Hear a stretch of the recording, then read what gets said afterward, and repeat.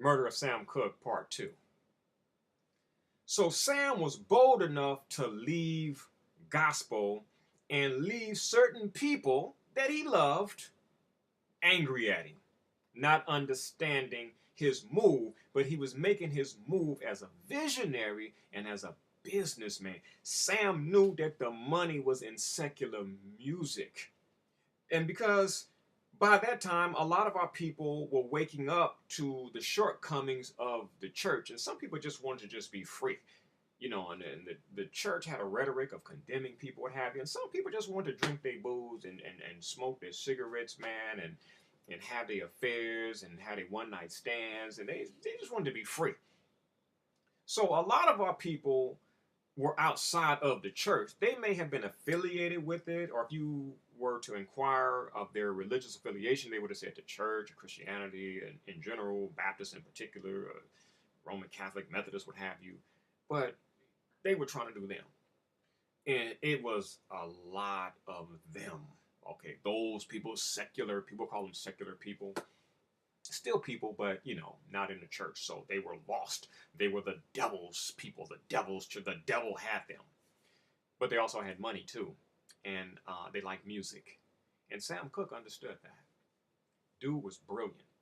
Sam Cooke, his goal, his plan was to leave gospel music, establish himself as a secular singer with broad appeal, whites and blacks, and then go back to the church and bring other gospel singers into the secular world so that they can blow up as well too, because they needed money.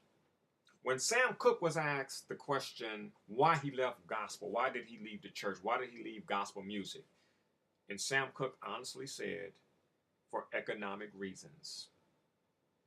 Brilliant, honest answer. Not that I don't like gospel. Sam loved gospel. Everybody, Stevie, Marvin, like, it's in you, And as a people, we love gospel music. So just because we leave it to go into a different area doesn't mean we don't like it anymore. Denzel likes positive roles, but he wanted to venture out and do the opposite of a positive role, Training Day, where he got his first, not his first, he got his first Oscar for lead character. He won in 1989 for Glory, but that was Best Supporting. But as lead person, he got it in 2000 for 2002's Training Day. And if Denzel would have stayed, just keeping certain roles, positive characters, then he would not have gotten that Academy Award. And I know that's suspect too. Two Birds in One Night, Halle Berry for Monsters Ball, which embarrassed the race and just embarrassed black women. And then Denzel got it for this corrupt cop. I understand, and that's a video too. Okay, now when I talk about stuff, don't think that I'm some cat that's just talking like a lot of cats on YouTube. I know some stuff that you don't know, and I deal with the spiritual, metaphysical, and the mundane. Sometimes time don't allow me to deal with both, but I know some things, so don't think that, well, Trudy, man, when Denzel and Halle won, man, they was taking a jab at us. I got books, I've heard from Richard Roundtree and Jim Brown and a lot of blacks, Samuel Jackson, I heard from them what they have to say, and you know what? The consensus is pretty much the same across the board as far as African Americans, so-called African Americans, are concerned. Most don't like what took place when Halle and Denzel won, for lead characters, for degenerate characters, if you will, But anyway, I briefly digress. Sam was smart to come out of gospel, get in secular music, make that money. Sam knew that money was so important. And that's what that man did. That man was, okay, I don't want to jump the gun. So Sam did that. Sam had confidence in his singing abilities and what he would do in the secular world. He was new to it, but he knew what he would do. He was like Bruce Lee and Muhammad Ali in that respect. And he showed it. I mean, instantly, You Send Me, Cupid, Chain Gang, having a party. I mean, dude was just tearing it up, on the billboard, and he had white people. He had that large white audience, twisting, having a party and just the jams. And so white people, man, was grooving at their little parties, their little high school parties and then like little home parties. They would listen to Sam Cooke, I mean, but just keeping it real, whites back at that time were probably listening to black artists more than black artists themselves. They loved Fats Domino and Chubby Checker and Sam Cooke and, Chuck Berry, what have you. These guys had crossover appeal, but they were dealing with racism. White people loved the music, but not necessarily loving them. I would say the exception to the rule were younger white children. And so this is why the white establishment had to control the minds of the youth. You see, if you leave it up to most youth, you're not going to have, your white privilege, your racism, what have you, because young people just want to groove, man. They just want to have a good time. You see somebody that's exotic, you're fascinated by them, what have you, and you talk, what have you, and you have an experience. But society, the adults, those who made up the status quo, made the dictates of the status quo, they couldn't have that because then you have interracial, not so many interracial marriages, but you would have a lot of interracial mingling, sexual exploits, what have you, which would not have been good for society as far as the whites in positions of power, whites who were tuned into the white status quo, it would have been a problem for them. And that type of mindset created the Manson family, little teenage white girls who didn't like the restrictions of the middle class, who didn't like the restrictions of the status quo and wanted to be free, and so they ended up with this unskillful Scorpio, sun sign, solar Scorpio, Charles Manson, and then you have a whole bunch of other stories as well too. Then when you get to the 60s, and you have to bring astrology into the equation, a lot of things is going on in the heavens that, break down certain things here on the mundane. And so it looks crazy, but it's really not.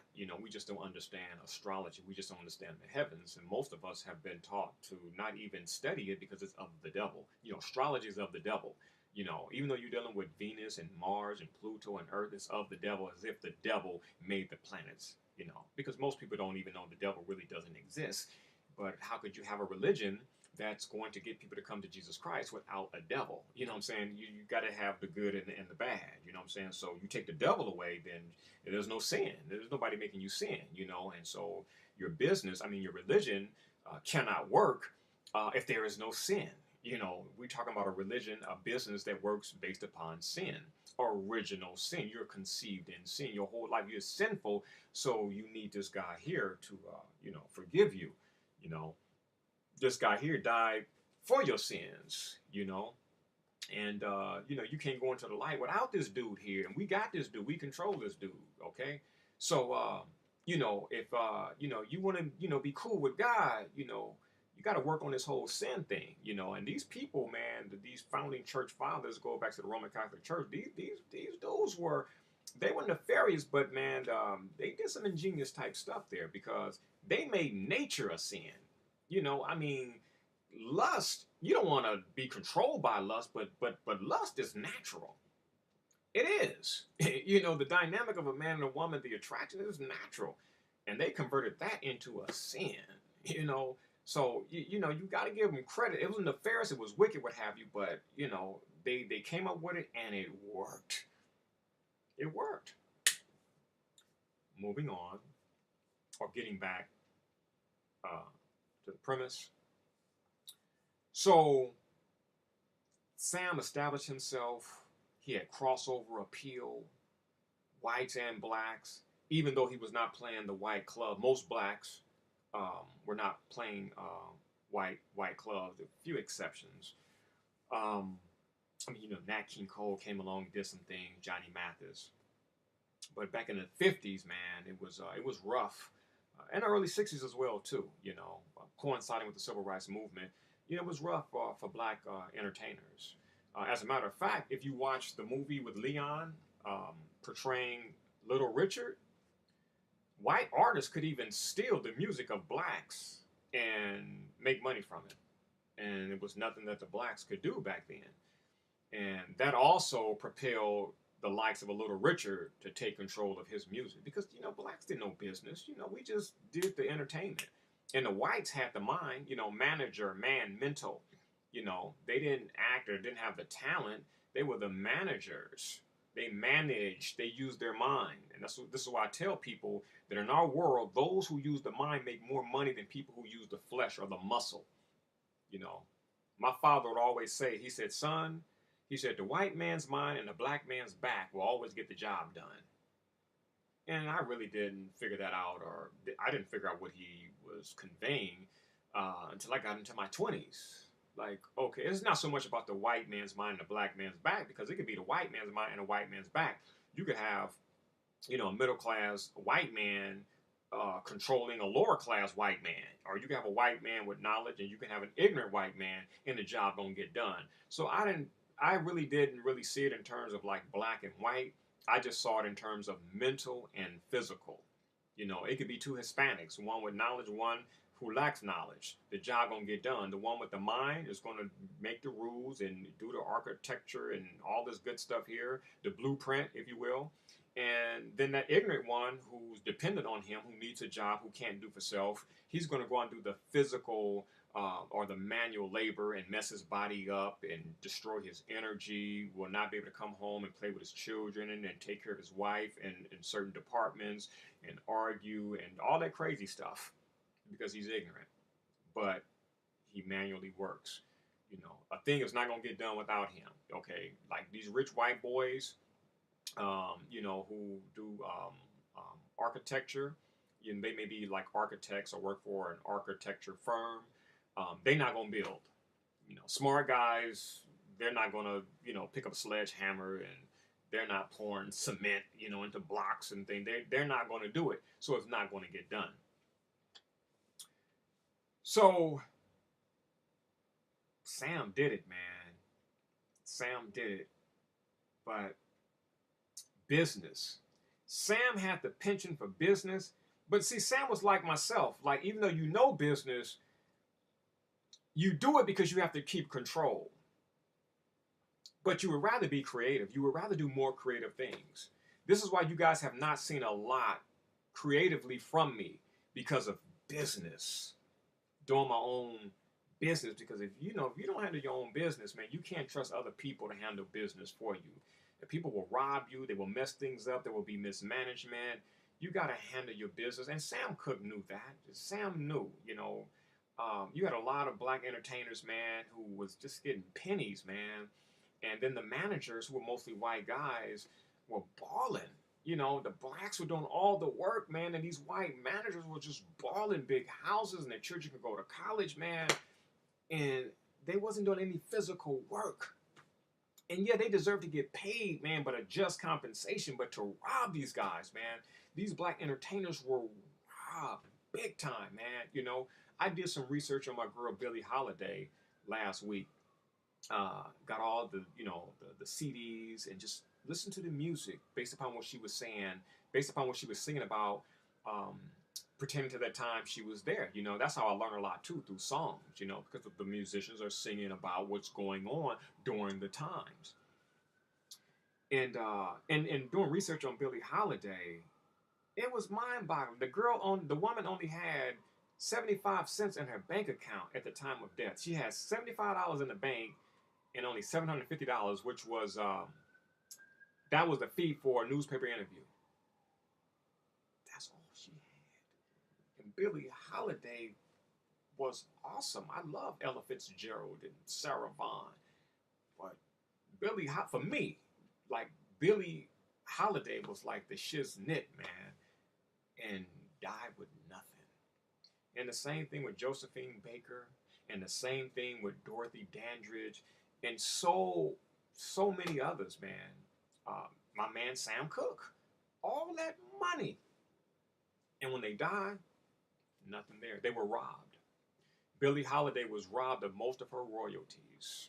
Sam Cooke was robbed at first of most of his royalties. So if you don't know business, you're going to get robbed. 9 times out of 10, you're going to get robbed. As a matter of fact, I was going to create a management company called Honesty Management for entertainers. I started meeting a lot of entertainers, black entertainers mostly, in the early 2000s. Brandy, Stevie Wonder, Shamar Moore, Big Boy, Boris Kojo, Nicole. I mean, people. It was crazy how people were. I was like this, like little guru type dude for celebrities, man. And people, man, they would come, man. They would purchase the full body detox and other herbs, and man, we would chop, man, for like hours. Stevie Wonder and I, we would talk for 5, 6 hours. Michael D. Lorenzo, 4, 5 hours. It was crazy. People would come over at 12 and leave at 6 or 7 o'clock. We had some great time, great conversations. Brandy and I would sit there, and Brandy is a sharp sister. A lot of people judge her because of Venus and Serena Williams and other antics, but Brandy too is an Aquarius, and Brandy is really sharp. That's a sharp sister, and I don't say that out of love or she's my little sister, what have you. But I'm just being honest. The girl is sharp, and I know y'all don't see it. Y'all see Hollywood. Y'all just see another side, and a lot of people, they're a different way. They're not like scared. They're just smart. And so they don't go public talking about conspiracy and politics the same way many of us feel. They feel. I'm deliberating right now the movie Black, White, and Blue, which will feature predominantly my man Wood Harris, actor Wood Harris. Like Wood is like this sharp dude. I mean, Sam Cooke may have been like that pioneer as far as taking charge of your career, being outspoken, knowing history, knowing the truth, but there are a lot of Sam Cookes on the scene today. People, entertainers, people who happen to be entertainers who know what time it is. And some of them know how to speak it publicly to protect their careers. And then others just stay away from it, because it's like, hey, listen, this is how I make my livelihood. I know a lot of celebs, man, and when they get with me, we get together, we don't talk entertainment. We talk police brutality, the murders, the wholesale murders of black people. That's why we're deliberating, and I'm saying deliberating now because, things are coming up, and I'm really deliberating Black, White, and Blue, which is a movie that I'm in it to give solutions, and other people are talking about certain things. But I know, for the most part, myself and my man Ansel Littlejohn, he was my sovereign buddy. We were in the sovereignty back in the early 2000s, and we learned a lot. So my man Ansel and myself and my man Ansel Littlejohn will be in that film, and we will be breaking down, or we would, because it's not made yet, we would be breaking down things that can help blacks, in particular, people in general, learn what to say and what not to say, what to do and what not to do during these police encounters, so that a lot of these encounters don't turn tragic, because police are going crazy. I saw a video yesterday. Police are going crazy. And this, I believe, was like a white dude, man. He was in a traffic collision. His car flipped over. And the dude was climbing out of the car. The police got on the scene before the dude was climbing out of the car. It looked like an SUV. But anyway, it was turned over. And the dude, it looked like a white boy, could have been Hispanic, what have you. It looked like a white dude was climbing out of the car. Man, this cop walks up, takes the gun out the holster, pop, pop, shoot the dude, and the dude just fall in like some little plastic toy type figure. And I was like, that was crazy. The dude was murdered because he was guilty of surviving a car wreck. And it was deemed an accidental shooting, and nothing happens to the cop. And I've been sitting on the sidelines, man, for 2 years. Tamir Rice and, Trayvon and Mike Brown, Eric Garner, and I'm like, man, I don't hear nothing about no Title 42 lawsuits. You waiting on the government to do something. I'm like, oh, people, you guys can do things. The thing that happened in Texas with the little girl, the cop pulling a little girl by her hair, Sandra Bland, and I'm sitting back with all this information, man. I'm like, God, people are so freaking ignorant, man.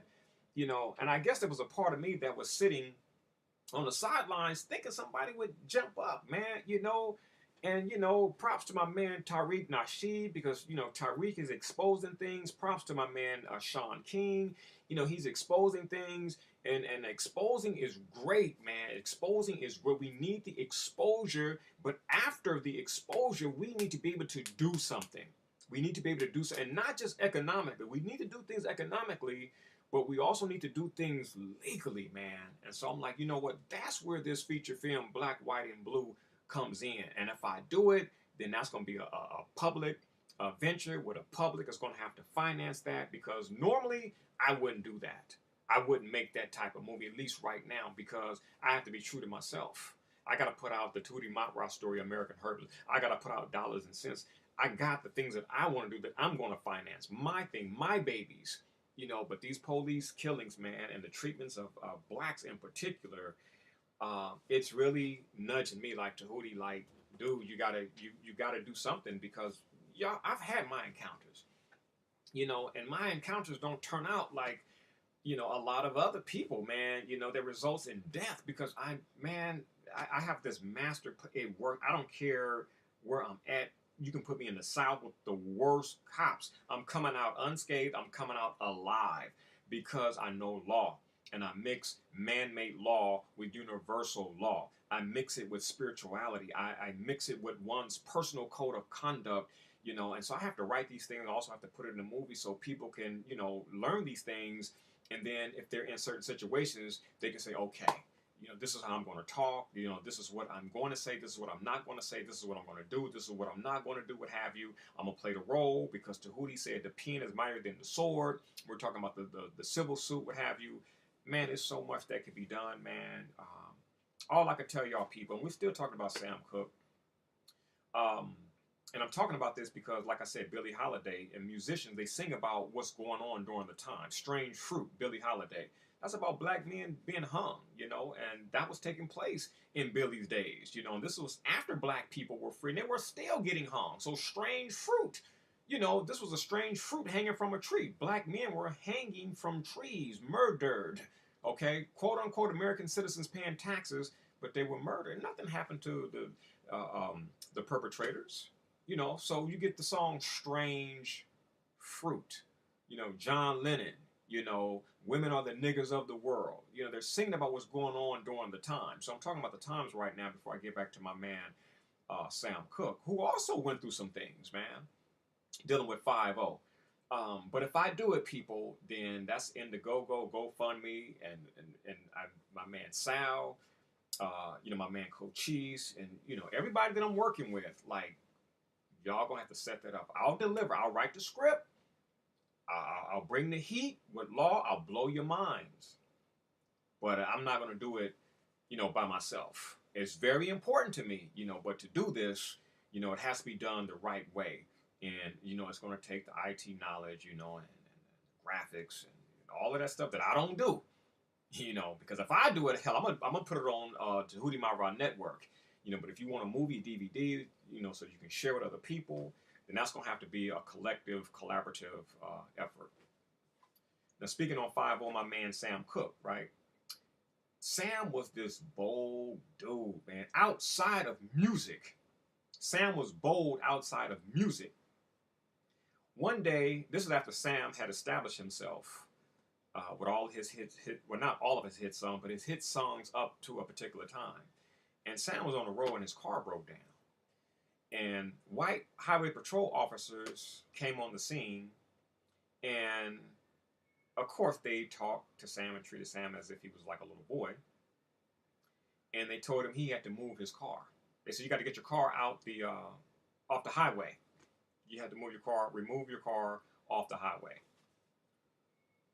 Sam Cooke told the officer, he's like, I'm a musician.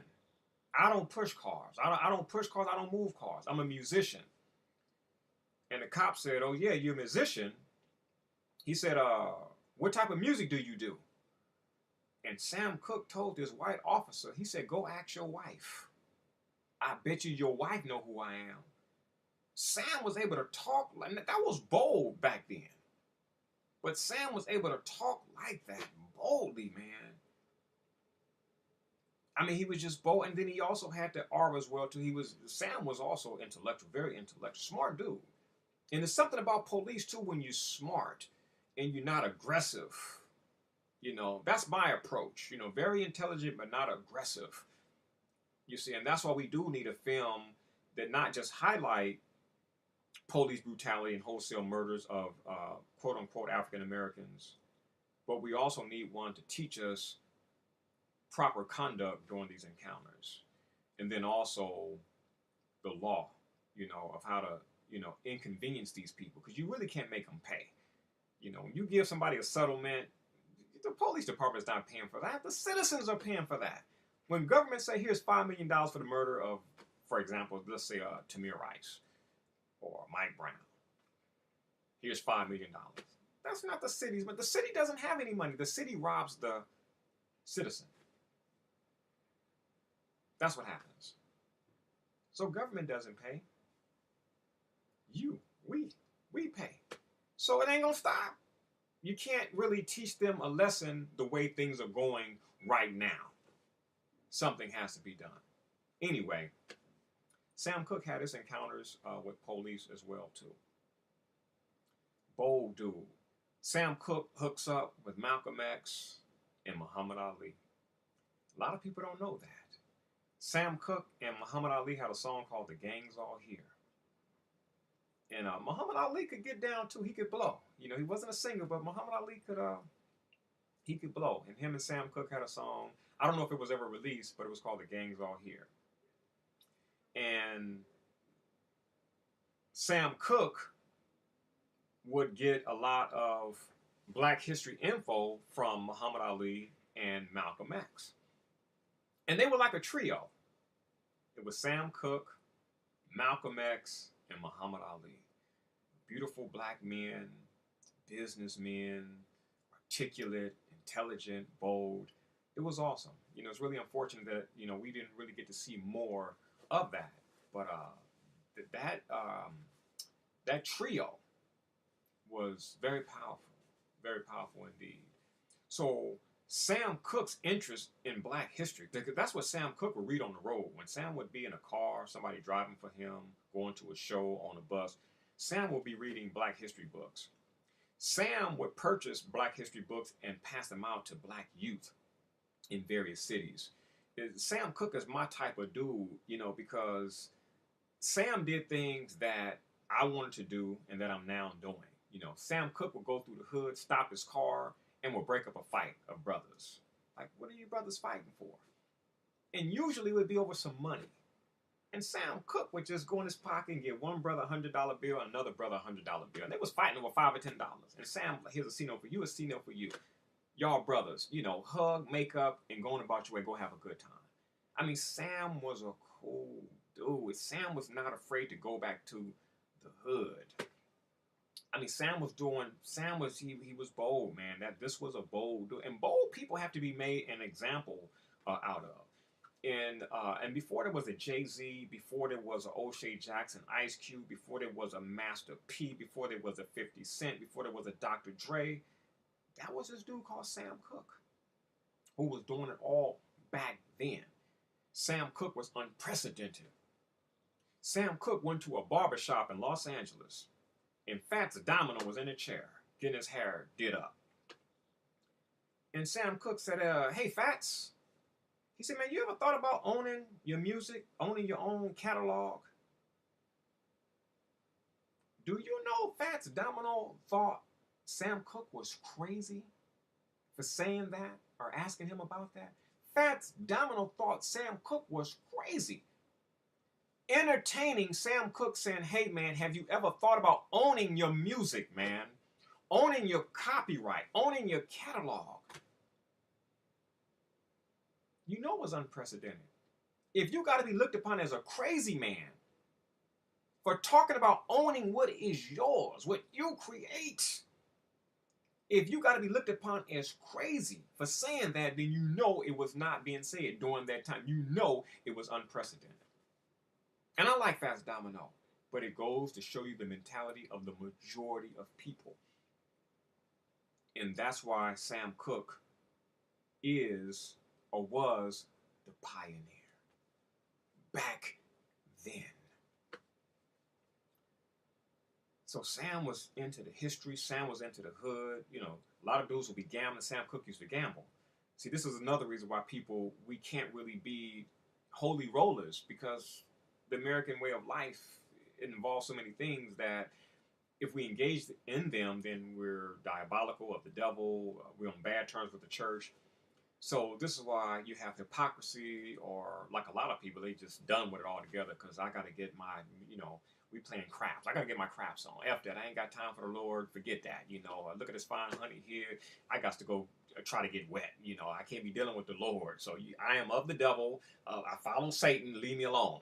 Because I'm having a good time following the devil. Not that people really follow the devil, but that's their logic.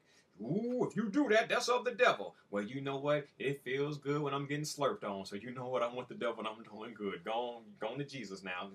I'm getting slurped up, or I'm playing craps, or I'm boning. I'm eating some grits and oatmeal, and I'm smoking some weed and snorting cocaine, what have you. Leave me alone. I'm of the devil and I'm having a good time. I ain't messing with you. And that's how a lot of people are now. Son, have you found Jesus? Hell, I didn't know he was lost. So I ain't been looking for him. Just go. Go. It's Saturday. Jehovah Witness, ding dong. Oh, God damn, I'm watching the game or making a video. What do y'all want? Jehovah's King. I don't want no Jehovah's kingdom. I got my own kingdom. And you're disturbing me in my kingdom. I don't want Jehovah's kingdom. Well, here, take the newspaper, the little booklet, what have you. What is this? You got people, you got a lion next to them and a tiger, and no, that don't happen in real life. Tiger, eat your ass up in real life, lady. This is fair. Don't go. Thank you, but go. No. I'm into evil or wickedness or the devil. Leave me alone. Just like I leave you alone. Just leave me alone and just go. You're gonna burn in hell. Okay, no problem. And shit, I'm gonna take a whole bunch of ice cubes and I'm gonna do the ice bucket challenge. I'll be all right. But you're gonna lose your soul. That's okay. That's all right. I'm having a good time right now. And a lot of people choose to be like that now because our lifestyle just we just can't do the holy roller type thing. We've been suppressed a long time, and so-called bad things a lot of people enjoy. That's why drama is big. Negativity is big. Forbidden fruit are sweetest. Sam Cooke understood that. Sam understood it. And that's also, a reason why Sam stayed in secular music. He could have went back to gospel, because Sam was really an instant success. Smart dude, though, he was out of the church, man, and Sam was mean with the women. And what I mean by mean, like, he was a bad dude, man. This dude had appeal. He had, magnetism.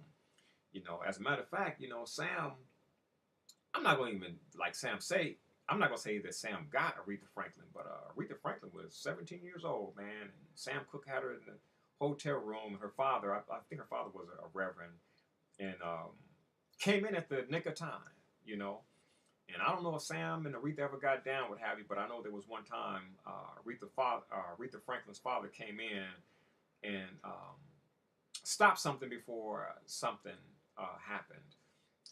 And then both Aretha and Sam, joked around about that. They had the hots for each other. This was back in the church days, But, man, this dude, man, was a cold cat, man, with the females. And that's why this whole Alicia Boyer story doesn't make sense. Okay, moving on, because time be moving, man. I haven't done these videos in a minute. I'd be like, damn, boy, that time be moving. I'm like, man, I'm not even halfway through. So I got to force myself to get to the, halfway point and finish. Yeah, so Sam was cool with Malcolm, Muhammad Ali. Sam brought on musicians, to help cats out. Johnny Taylor, one of my favorite musicians. Bobby Womack. Bobby Womack does not figure positively into this whole Sam Cooke scenario. But it really wasn't his fault. He was a young dude. You know, Sam's wife was a cougar. Um, but anyway, Sam was doing things, man. He was bailing dudes out who were gambling. Sam and his brother would win all the money, and before the dudes would leave to go back home, Sam would give those dudes their money back. And Sam's brother would be like, "Dude, what are you doing?" And Sam was like, "Look, man, we got money. They don't." And Sam gave the dudes their money back plus some. Like this dude was awesome, man. This dude had a big heart. You know, there's usually people with big hearts, man, you know, who get taken advantage of and done wrong. But I focus on the good, man, and that was just a hell of a cat there, you know. Um, Michael Jordan wasn't that type of dude. Like Michael Jordan does not have love for like black people. Jordan will take your money and that's it. Very selfish dude, you know. But a Sam Cooke, he looked out for his people, man. He was a genuine cat, very genuine. He did things for his nieces and nephew, took them to the big white amusement parks. Um, he didn't forget where he came from. He didn't forget where he came from. And Sam wanted to use business to do more for other people. So he set up SAR Records. He set up Tracy Ltd. And I want to talk a lot about Tracy Ltd. because that's where the damage was done. That's where the damage was done. One of his homeboys, J.W. Alexander, got real tight with Sam and became a business partner of Sam Cooke. And he didn't have Sam's best interests. Sam got married to Barbara Cooke. Sam was with another female before Barbara. I mean, Sam was a philanderer. I don't know if y'all don't know. I don't know if y'all know that or don't know it, but Sam got around. You know how they have rap songs, "I Get Around." Sam got around, and it's Sam. What entertainers? You know, women like successful men, stars, what have you. Sam was just a cold, mean. This dude here, man, it's nothing different than what's going on today. But Sam was. It was a problem for Sam because Sam was messing with those church girls, And I don't know why people think church girls are so innocent. They're girls. They're women. They're human, So they have a sex drive. Like, I just don't get it, man. And I guess Sam didn't get it because Sam was running through the church girls, and it got real bad. Papa Cooke had to intervene. As a matter of fact, Sam had gotten Barbara pregnant. She had a child by Sam. And Papa Cooke had to step in and make sure Sam did the right thing. Back in those days, you get a girl pregnant, you marry her. For our world has changed so much since then. But yeah, you get a girl pregnant, you got to marry her. So Sam ended up marrying Barbara Cooke. They had a daughter named Tracy. And they was doing the family thing, But Sam... Sam was just out of control. Even though he was married, Sam was still doing his thing. And that pissed off Barbara Cooke, like it would piss off any woman. And that's why Sam Cooke's wife entered into that affair with a young Bobby Womack. Bobby Womack was 19, man, 19 or 20. And Barbara Cooke was having an affair with young Bobby Womack. Sam Cooke had brought Bobby Womack on. Sam Cooke, his background singers, his band, his crew, his posse, musical posse that is, because like Harold A. said, if Sam Cooke would have had a FOI type of posse, Fruit of Islam type of posse, then maybe Sam would not have been murdered back in 1964. But Sam had a musical posse that featured Johnny Taylor, Lou Rawls, Bobby Womack. Sam Cooke is responsible for a lot of R&B and soul crooners that came on the scene after him. Otis Redding was an exception. Otis Redding came out of the Memphis clique, and Sam Cooke was doing a Los Angeles thing, even though he was from Chicago. Sam was a philanderer, even while married, which pissed his wife off.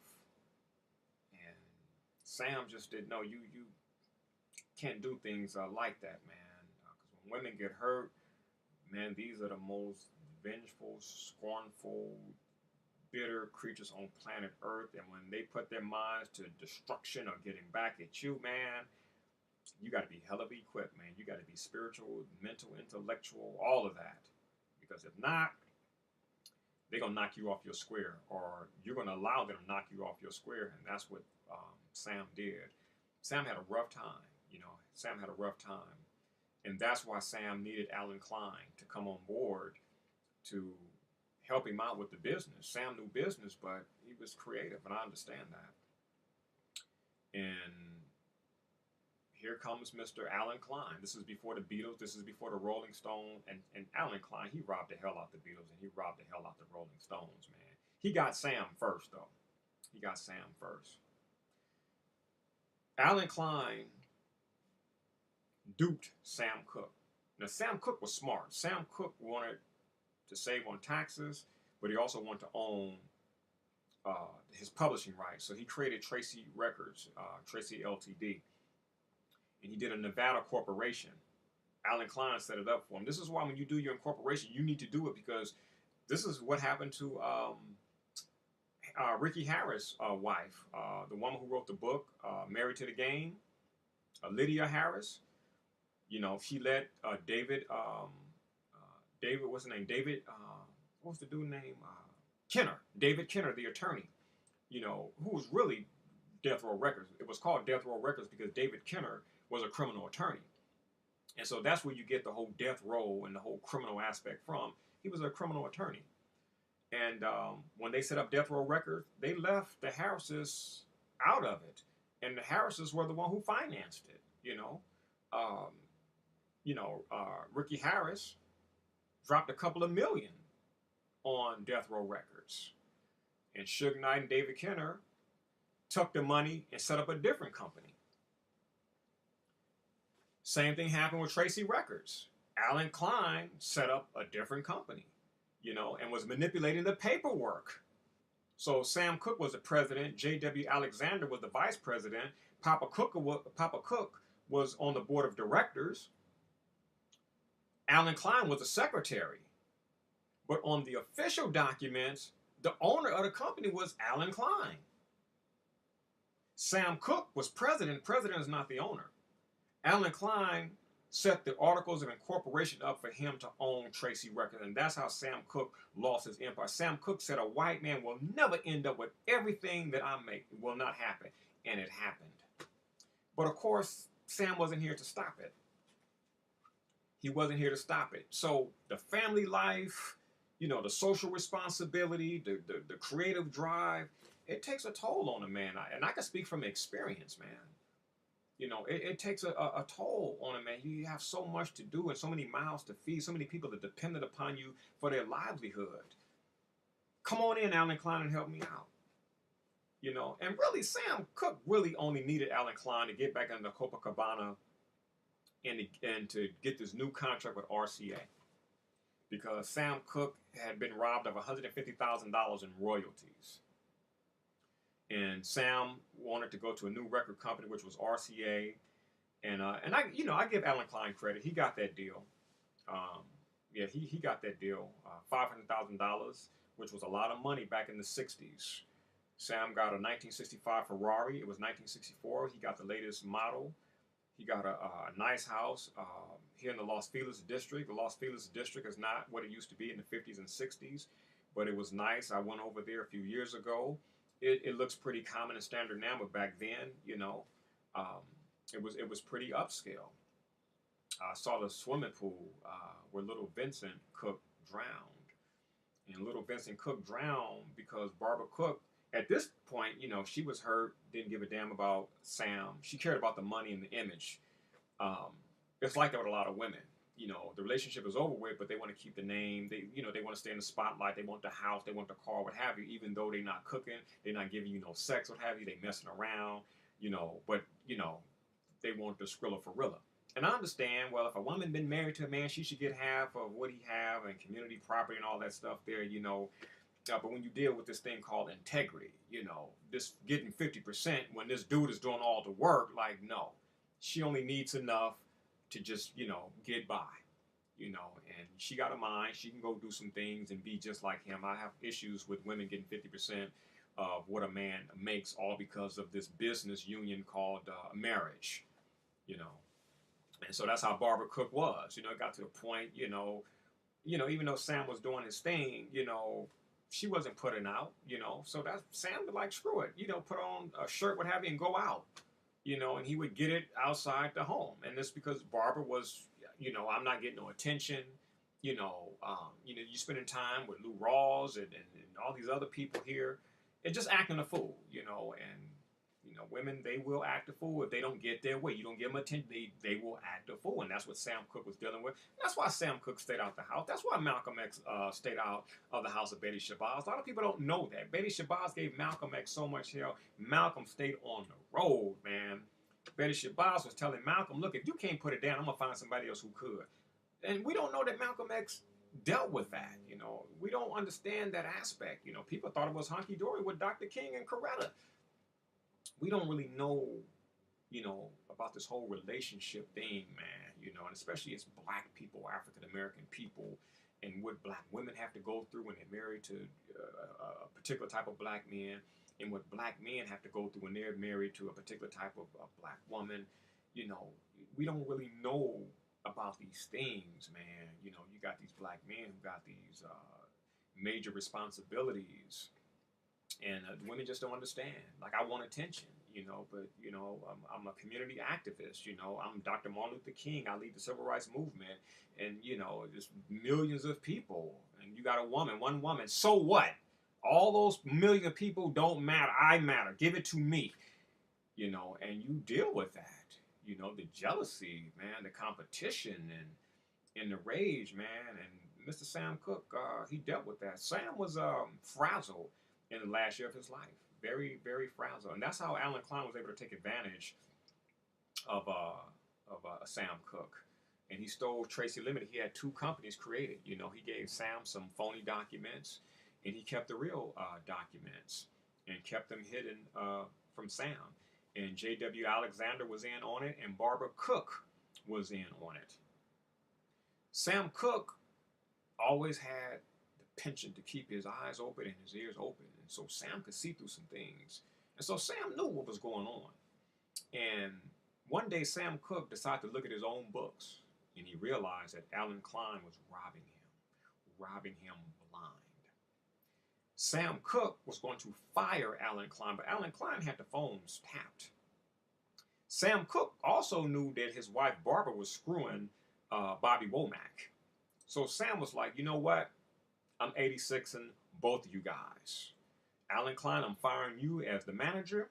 And Barbara, I'm firing you as my wife. I'd rather deal with the divorce. Their little son died because Barbara Cooke was on the phone talking to Bobby Womack.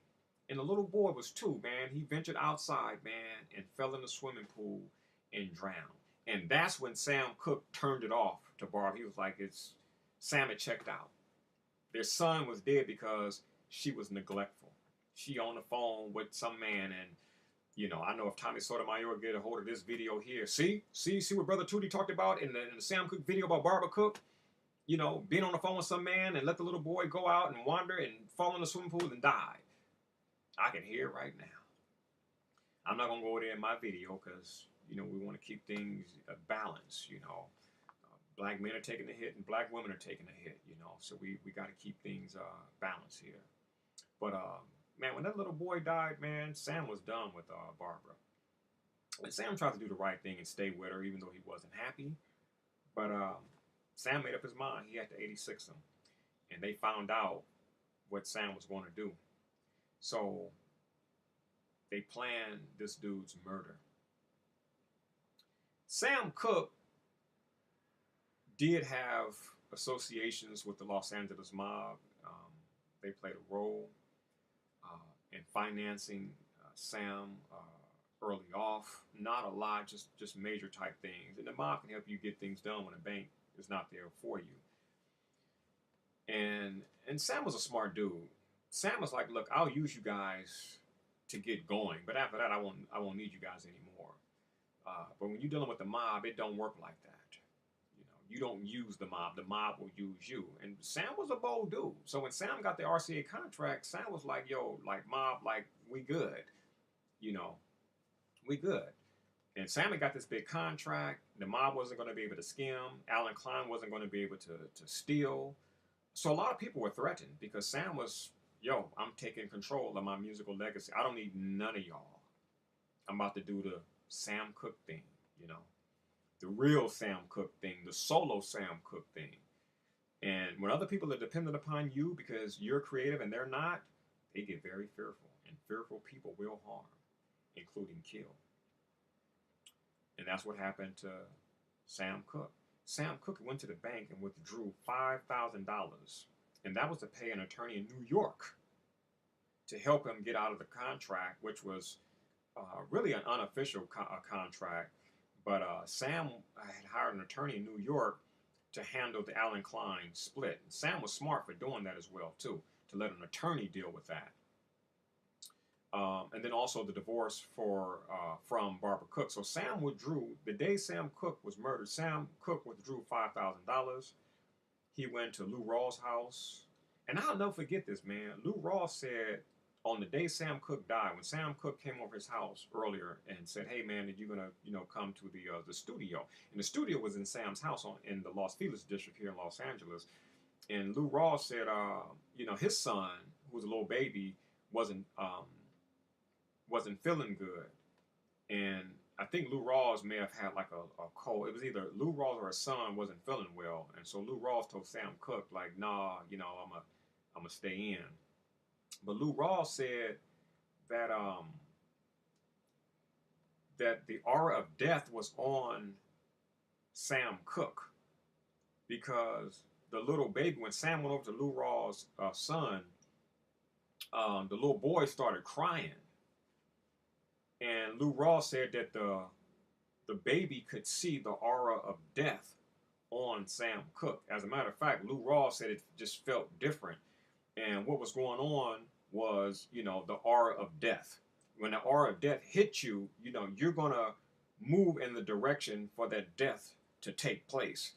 And certain people can see it. You can see it in the aura. They can see it. They can sense it. It's there, So people say, like right now it's 10 o'clock a.m. Pacific Standard Time, right? And if somebody's going to die at 7 p.m., they got the aura of death on them right now. And they're going to do things in that day that's going to take them to their death, to a particular location, to a particular person, so that death can occur. Because once that angel of death, once that aura of death or the angel of death is on the scene, it's a wrap. It's a wrap. The movie Meet Joe Black deals with the angel of death. When the angel of death, even though in the movie it was a long, pronounced period, but nevertheless, that's a movie I like to recommend about, the angel of death. And Anthony Hopkins' character actually had the aura of death around him. The little voice he heard in his head, which was death, played by Brad Pitt, was on the scene. And there was no turning back. Your time is up. And this happens to all of us. But if we're not in tune with it, we don't know what's going on. We're just like, okay, man, I'll meet you at the club later on at night, but I'm going to make the stop on the other side of town. And it's when we make that stop on the other side of town that we get killed, because we're supposed to be killed that day. We're supposed to die that day. We're supposed to meet death that day. And that's what took place December 11th, or actually December 10th, 1964. And Lou Rawls went public with this. Sam had the aura of death on him. And Sam talked about, how dogs, certain animals will act a certain way and, can see the aura of death. Cats can see it, And now that I said dogs, I don't remember if Lou Rawls said it was his son who saw the aura of death or if the dog was acting crazy this particular day.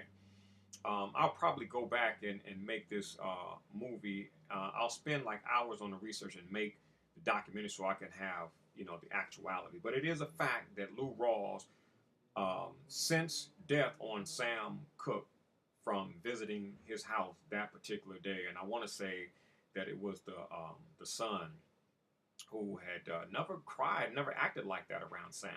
But Lou Rawls had deduced that is because Sam had the aura of death on him, and Sam died later on that night.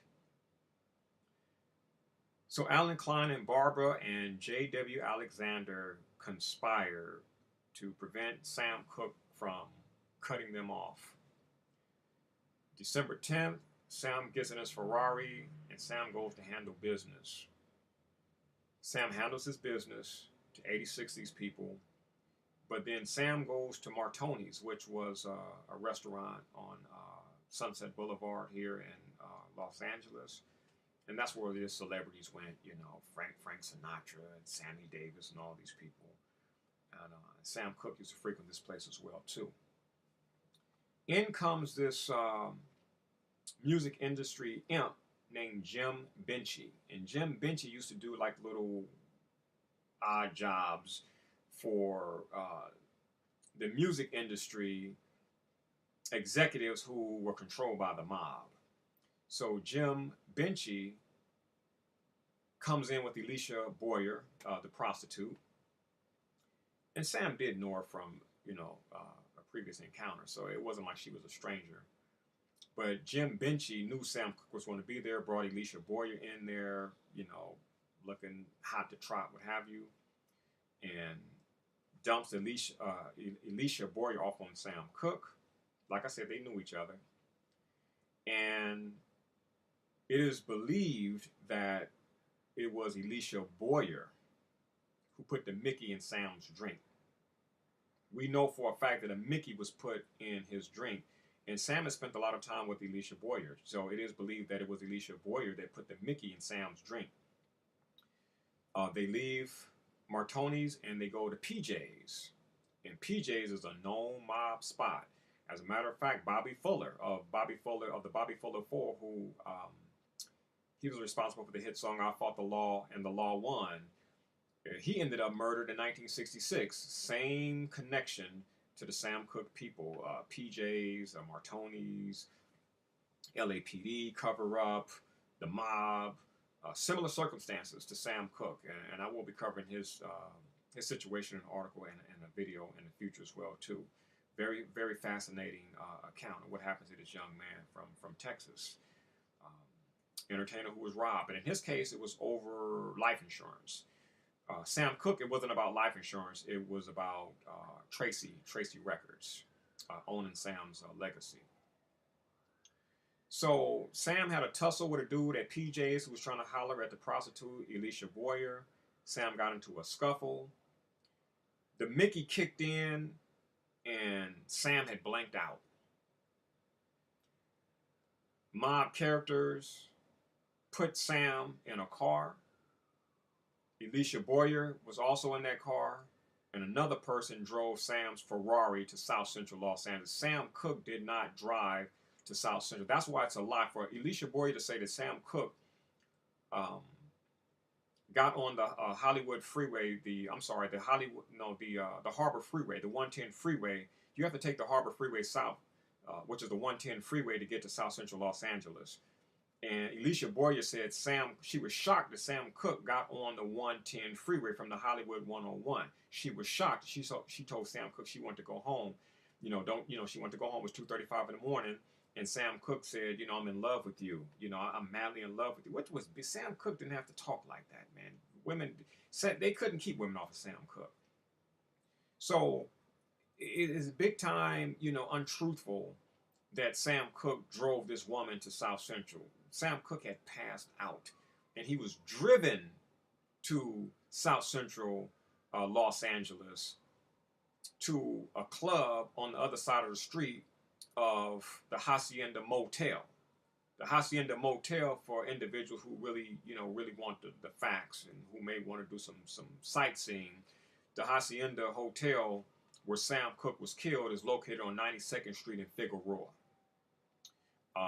They changed the name. They knocked down the original motel. So if you go over there, the motel that is on the corner of 92nd and Figueroa is not the actual motel whereby Sam Cooke was murdered. There's a market over there now, and they knocked down the original Hacienda, and they built a market. So when you see that market over there, that's actually the location where Sam Cooke was murdered. The market. There's like this Spanish market. That was the actual site of the Hacienda Hotel where Sam Cooke was murdered. We're coming up on 1 hour. Stay with me for part 3 of the murder of Sam Cooke.